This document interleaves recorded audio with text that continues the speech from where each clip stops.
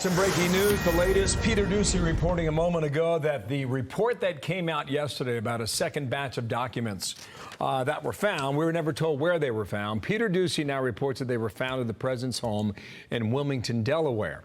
In addition, Reuters is saying that the president's lawyers have searched Biden's Delaware homes. He's got two there, one in Wilmington and one on the beach.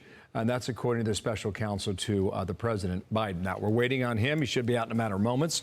We're told he was en route to the room and stopped to talk to some folks. So probably the lawyers. While we wait on that, Bret Baier stops by to talk to us. Yeah. Bret, good morning to you. Listen, for 90 minutes, we've been saying there's more questions than answers, and we're at the very beginning of the story. How do you rate it right now? How do you see it? Yeah, I think that this is developing as you look live at the White House there. I think that Karl Rove, your guest earlier with the whiteboard and all the questions that we have yet to know the answers to was pretty good. And you know, he laid it out. The fact that we don't know what the documents were and the fact that the president said, his lawyers said, don't ask about what the documents were, you know, that was for the first batch. And now you have the second batch found in his home in Delaware. Does he know what those documents pertain to?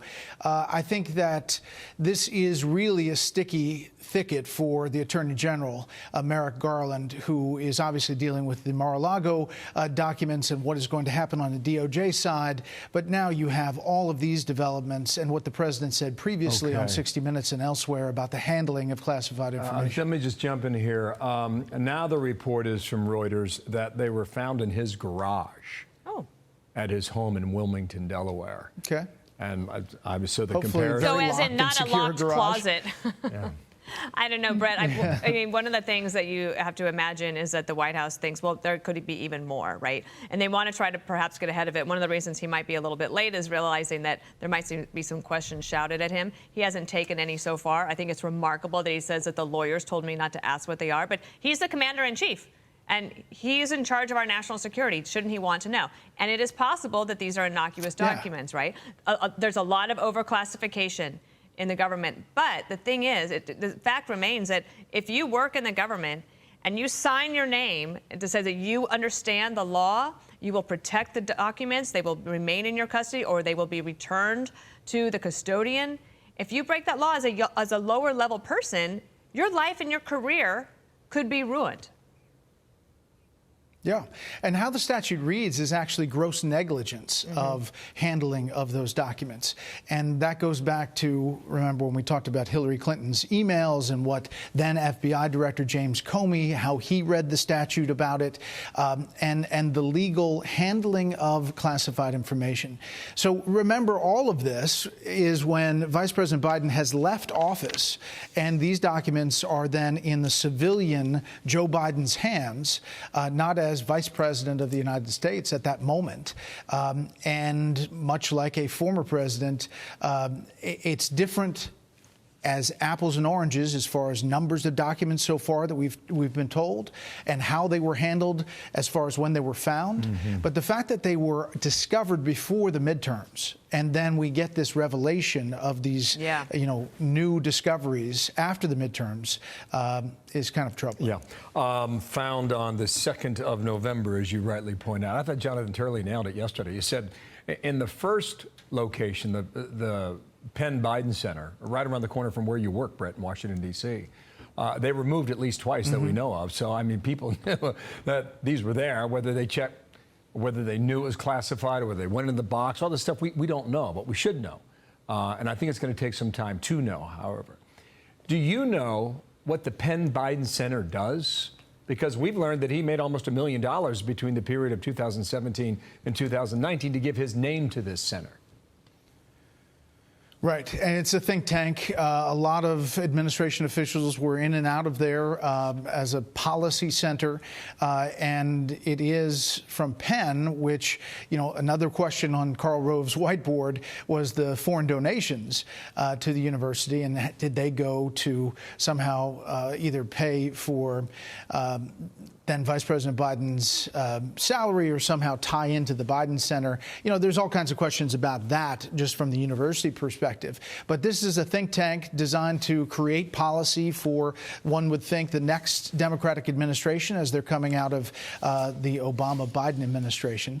And I think it's a problem. The fact that you have other reporters in the White House briefing room besides Peter Doocy, who is usually asking the questions that are uncomfortable in that room, asking these questions and probing on this issue, I think is going to be an issue for this White House to deal with. And so far, Karine Jean-Pierre has not had answers. She hasn't want to answer it, and she has kind of punted to the legal team. I also wonder something. So we have heard that the president is preparing an announcement for his run for re-election in 2024. And I imagine that when they found this out on November 2nd, they thought, well, that's inconvenient, to say the least. And so they might have said, do we have any other documents anywhere else? Are we absolutely sure? And so they commence a search. And now you have this all coming out right before he's supposed to, do two things, the re-election announcement and the State of the Union. And what happens in a situation like this, Bret, as you know, is that he might want to talk about X, Y, or Z. But the press is not going to want to talk about that until he answers to this, partly because he was so strident about how irresponsible Donald Trump, he said, had been with documents when he left. Yeah, I remember that Q&A very plainly with Scott Pelley about, and Peter rightly quoted it yesterday in his question to the White House press secretary.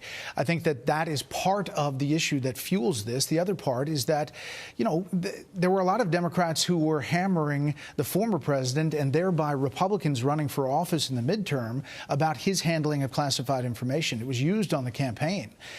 If it had come out about this prior to the election, that would have been inconvenient for some of those races as well, some of those Democrats running for office.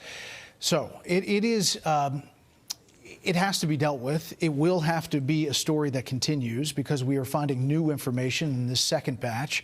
And the biggest question is what are the documents? You know, yesterday I had the chairs of the Senate and House Intelligence Committees, Democrat and Republican, on special report.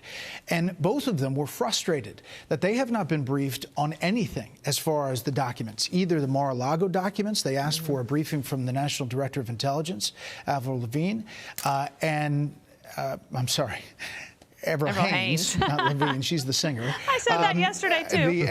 They also, man, oh, man, there's so much stuff up there that you get screwed up sometimes. But I think that they want to get briefed. And on now this, and they haven't had a lot of intel coming their way. Yeah. We're going to, do you have something, Dana? Well, I just think the other thing that's frustrating to me is that so the president says, the lawyers told me don't look at him, so I can't answer the questions. The press secretary says, I'm not going to answer this. That's a good question for the counsel's office. Do you know what happens when you send reporters to the White House counsel's office?